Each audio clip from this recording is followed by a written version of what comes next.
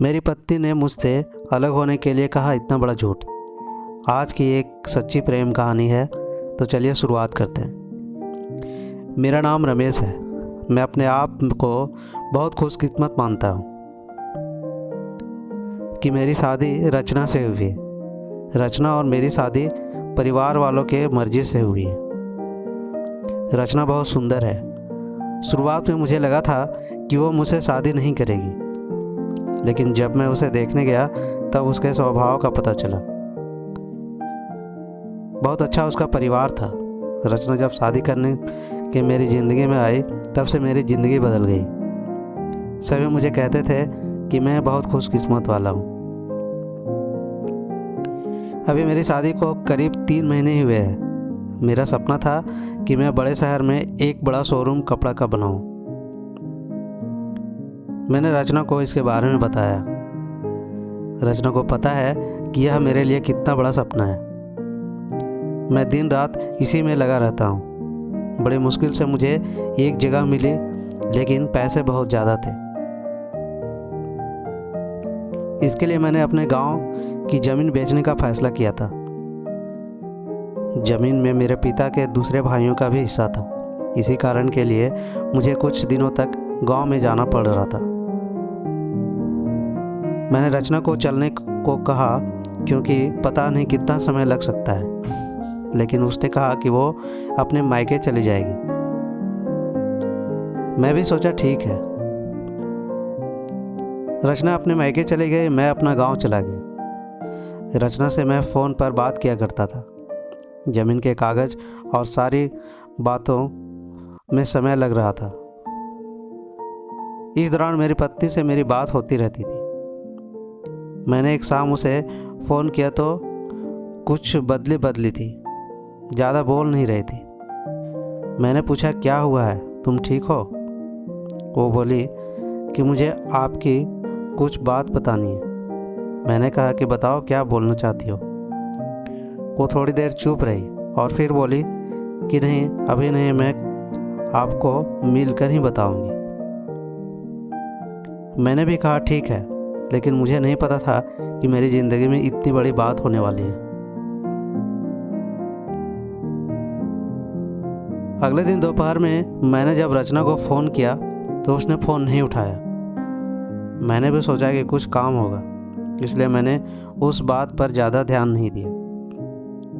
मेरी पत्नी ने मुझसे अलग होने के लिए कहा इतना बड़ा झूठ। मैं सारा दिन अपने काम में उलझा रहा। काम भी ज़रूरी था, क्योंकि वो ख़त्म करके ही मैं जल्दी रचना के पास वापस जा सकता था। दिन भर के काम के बाद मैंने फिर शाम को रचना को फ़ोन किया, लेकिन इस बार उसका फ़ोन स्विच ऑफ आ रहा था। मैंने फिर सोचा कि शायद किसी काम से गई होगी और मोबाइल स्विच ऑफ हो गया होगा। मैंने रात फिर किया, क्योंकि दिन भर बात नहीं हो सका, लेकिन रात में ज़रूरत बात किया करते थे।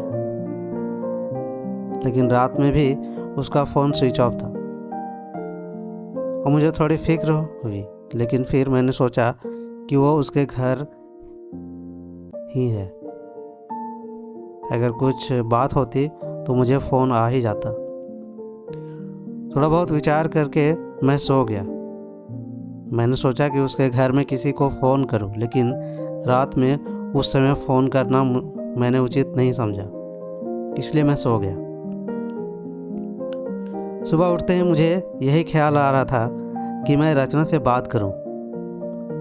सुबह भी मैंने फ़ोन किया, लेकिन अभी भी वही बात, उसका फ़ोन स्विच ऑफ आ रहा था।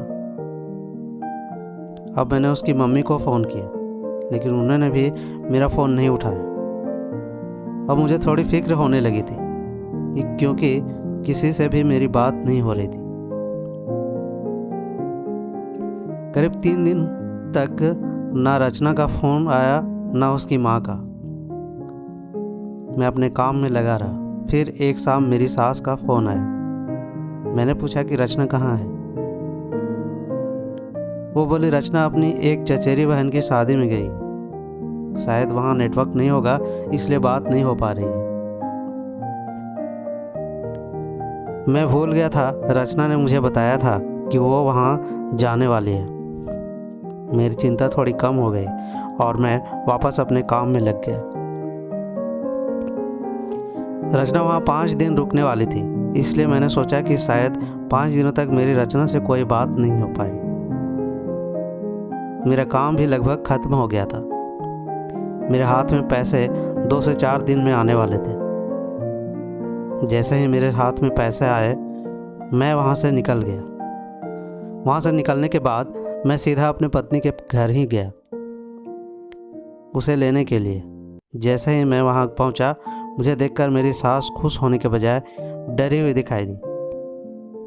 मैं थोड़ी देर वहाँ बैठा, उनसे पूछा कि रचना कहाँ है। वो बोली कि वो अभी आई नहीं है। मैंने बोला कि आई नहीं है, अभी तक उसका फ़ोन भी नहीं लग रहा था। मैंने कहा कि आप मुझे वहाँ किसी का नंबर दे दो, कितने दिन से रचना से बात नहीं हुई।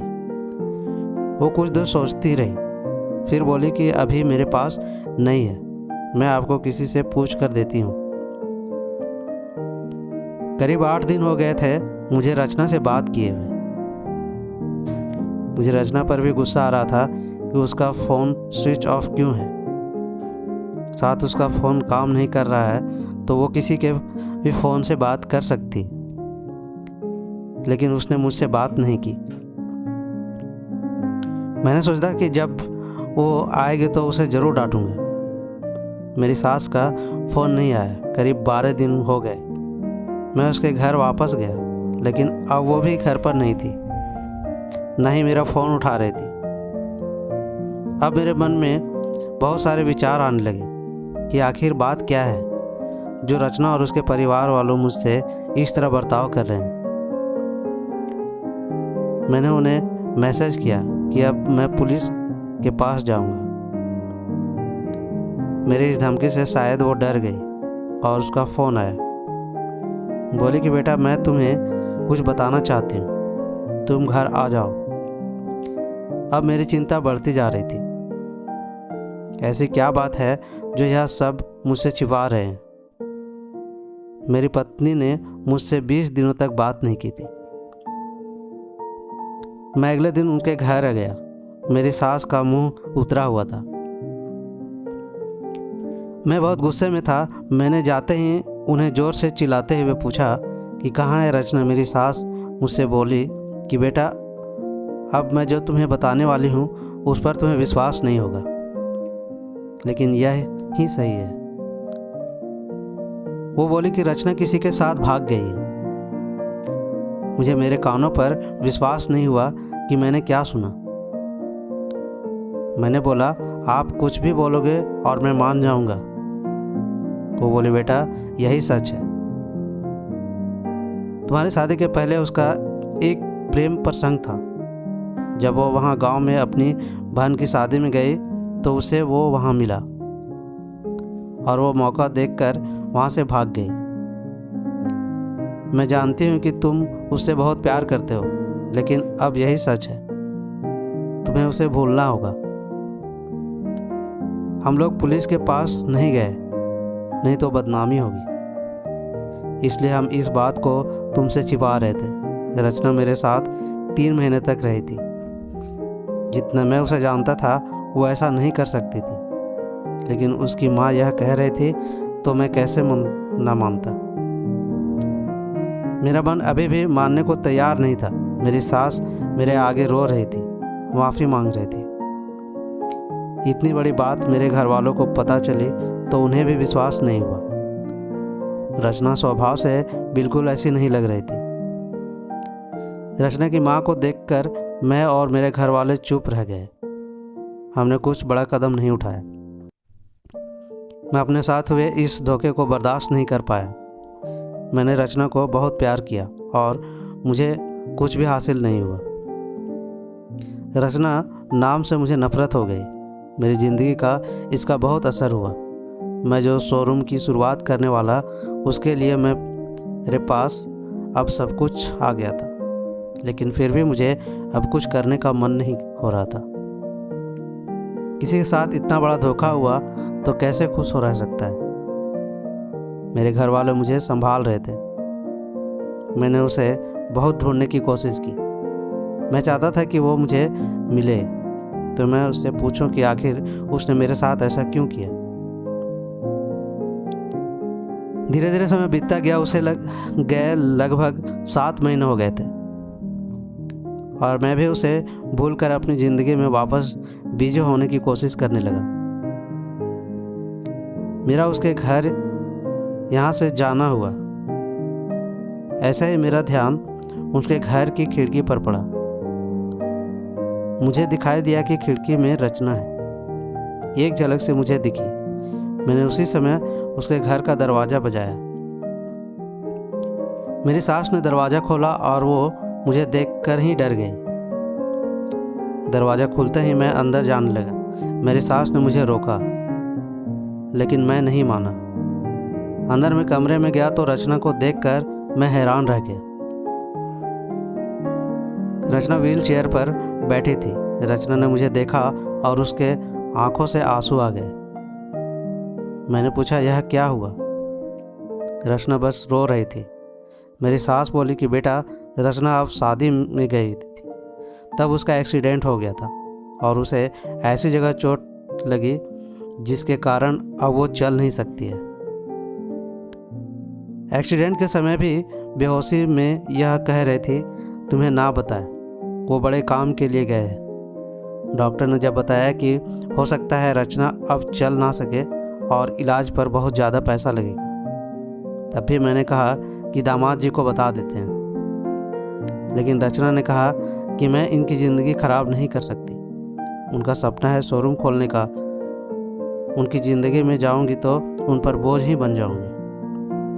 इसलिए रचना ने यह झूठ तुम्हें कहने को कहा, ताकि तुम उसे भला बुरा कहकर उसे भूल जाओ, उससे नफरत करो। मेरी पत्नी मुझसे इतना प्यार करती थी। मैंने उससे कहा कि रचना, अगर मेरे साथ ऐसा कुछ हो जाता तो क्या तुम मुझे छोड़ देती? रचना ने रोते हुए कहा कि ऐसी मत बोलो। रचना ने कहा कि मैं आपकी दोषी हूँ।